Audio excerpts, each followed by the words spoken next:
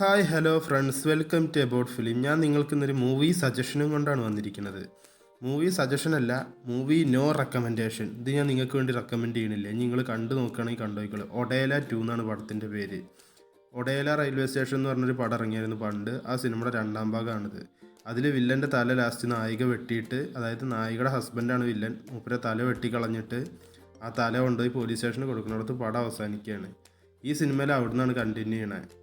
ഇതിൽ ഈ വില്ലൻ്റെ ശവം നാട്ടിൽ കൊടുന്ന് അടക്കം ചെയ്യാൻ നോക്കുമ്പോൾ ഈ ശവത്തിനെ ആ നാട്ടിലുള്ളവരെല്ലാവരും കൂടി ശിക്ഷിക്കുകയാണ്. ശവത്തിനെ ശിക്ഷിക്കുക പറഞ്ഞിട്ട് ശവത്തിനെ നിർത്തി കുഴിച്ചിട്ടതും പോരാനിട്ട് അതിൻ്റെ മേത്ത് കോഴിയുടെ ചോര ഉടന്ന് വാരുക, കണ്ണി കണ്ട പഴയ തുണി വാരിയിടുക, അതുപോലുള്ള പ്രത്യേക തരം ശിക്ഷാരീതികളായിരുന്നു.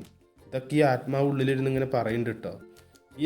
ഈ ആൾ ശവമാവണതിന് മുന്നേ എന്താ കാട്ടിയിരുന്നത് വെച്ചാൽ, കല്യാണം കഴിയണ ദിവസം ആ കല്യാണ പെണ്ണിനെ അവിടുന്ന് അടിച്ചു മാറ്റി കൊണ്ടുപോവുക, പീഡിപ്പിക്കുക, കൊല്ലുക. അതാണ് മൂപ്പരെ മെയിൻ പരിപാടിയായിരുന്നത്. മരിച്ചു കഴിഞ്ഞിട്ട് മൂപ്പരാളെ ആത്മാവിന് നാട്ടുകാരോട് പ്രതികാരം വെട്ടണം. ഭാര്യനെ പണ്ടേ ജയിലിൽ പിടിച്ചിട്ടുകൊണ്ട് ഭാര്യയും വന്ന് തിരിഞ്ഞു നോക്കാനില്ല. അപ്പോൾ ഈ നാട്ടിലുള്ള എല്ലാവരും മൂപ്പരെ കുഴിച്ചിട്ട ഭാഗത്ത് പോയിട്ടിരുന്നിട്ടാണ് വെള്ളടിക്കലും ഇറച്ചി തിന്നലും. എന്നിട്ട് ശവം എല്ലൊക്കെ കൊണ്ടുപോയിട്ട് കുപ്പിയൊക്കെ അവിടെ കൊണ്ടുപോയിടും, എവിടെ, ഇതിൻ്റെ ശവക്കുഴിയുടെ അടുത്ത്. അങ്ങനെ ഒരു ദിവസം ആ നാട്ടിലൊരു പ്രമുഖൻ്റെ മകളുടെ കല്യാണം നടക്കണ്. കല്യാണത്തിൻ്റെ അന്ന് അവിടുത്തെ പൂജാരി, ആ നാട്ടിലത്തെ പൂജാരി വന്നിട്ട് ഈ ശവത്തിൻ്റെ കുഴിമാടുണ്ടല്ലോ അതിൻ്റെ മേലെ മൂത്രമൊഴിക്കും. ഇത് മൂത്രമൊഴിക്കാൻ വരുന്ന നേരത്തെ എന്താ ഉണ്ടാവുക, അവിടെ ഇട്ട് വെച്ചിരുന്ന എന്തോ ഒരു മുള്ളോ എന്തോറ്റ് കുത്തി കയറിയിട്ട് പൂജാരിയുടെ മേത്ത് പ്രേതം കയറും. ആരുടെ പ്രേതം? ഇതിലെ വില്ലൻ്റെ പ്രേതം.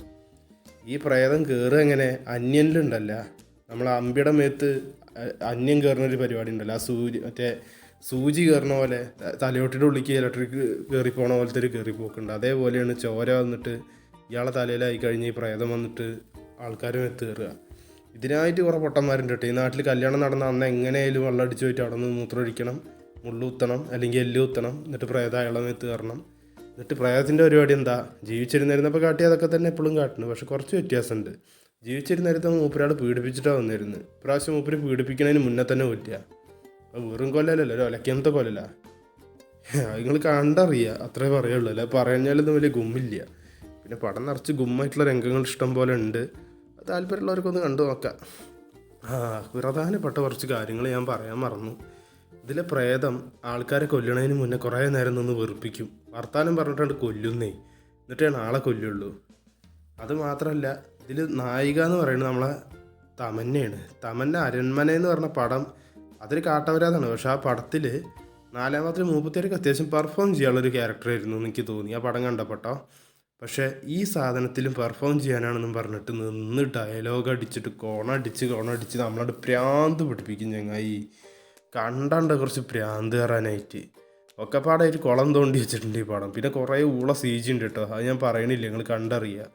പടം ഇപ്പോൾ OTT റിലീസായിട്ടുണ്ട്. എല്ലാവരും കണ്ടിട്ട് നിങ്ങളുടെ അഭിപ്രായം അറിയിക്കണം. പിന്നെ ഈ പടത്തിനെ പറ്റി ഇനി എന്തെങ്കിലും പറയാനുണ്ടോ വെച്ചാൽ, മ്യൂസിക് വലിയ കുഴപ്പമുണ്ടായിരുന്നില്ല. മ്യൂസിക് അത്യാവശ്യം അടിപൊളിയായിരുന്നു. വില്ലൻ്റെ ബാക്ക്ഗ്രൗണ്ട് മ്യൂസിക്കൊക്കെ അത്യാവശ്യം വർക്കായിട്ടുണ്ട്. CG അറുബോറ് എന്ന് പറയാൻ പറ്റില്ല, ഒരു സ്റ്റാൻഡേർഡ് CG ഇതിൽ ചെയ്തിട്ടുണ്ട്, പറ്റ ബോറാക്കിയിട്ടില്ല. പിന്നെ ഇതിൽ ബ്രൂട്ടൽ സീക്വൻസ് ഒന്നും കുട്ടികൾക്ക് കാണാൻ പറ്റില്ല. പിന്നെ ഒരുപാട് ഹോട്ട് സീക്വൻസ് ഉണ്ട് ഈ പടത്തിൽ. ഒരുപാട് ഈ ബോഡി ഷോ സീൻസൊക്കെ ഒരുപാടുണ്ട്. അതൊക്കെ നിങ്ങൾക്ക് അത്ര കണ്ട് ഇഷ്ടപ്പെടുമെന്ന് എനിക്ക് തോന്നുന്നില്ല. കുട്ടികളും കുടുംബമായിട്ടൊന്നും കാണാൻ പറ്റും തോന്നില്ല ഈ പടം. 1 അങ്ങനെയൊക്കെ തന്നെയാണ്. പിന്നെ ഇതിലെ ആത്മാവിനെ ഇനിയിപ്പോൾ പിടിച്ച് കെട്ടിയോ, ഫുൾ ടൈം നമശിവായ ചൊല്ലി അടക്കണം നമ്മളെ തമന്നെ കൊണ്ട് ഇതിനെ പിടിച്ചെട്ടാൻ പറ്റിയോ, അതൊക്കെയാണ് ഈ സിനിമയുടെ കഥയെ പറ്റിയിട്ട് ഞാൻ ഓവറായിട്ട് പറഞ്ഞ് കൊളാക്കണില്ല. നിങ്ങൾ പടം കണ്ടു നോക്കി. എന്തായാലും ഈ പടത്തിലെ മ്യൂസിക് അത്യാവശ്യം അടിപൊളിയായിട്ടുണ്ട്. പിന്നെ ക്യാമറ വർക്കും വലിയ കുഴപ്പമൊന്നുമില്ല. പക്ഷെ ഇതിലെന്താ വെച്ചാൽ, ഒന്നാമത് ഈ പടം ലെങ്ത്തും കൂടുതലാണ്. കൂടുതൽ ഈ ഡയലോഗുകൾ പറഞ്ഞാൽ ഒരു ലെവലില്ല. പടം മൊത്തത്തിൽ തന്നെ ഒരു ലെവലില്ല, നമുക്ക് കണ്ട് ദഹിക്കൂല.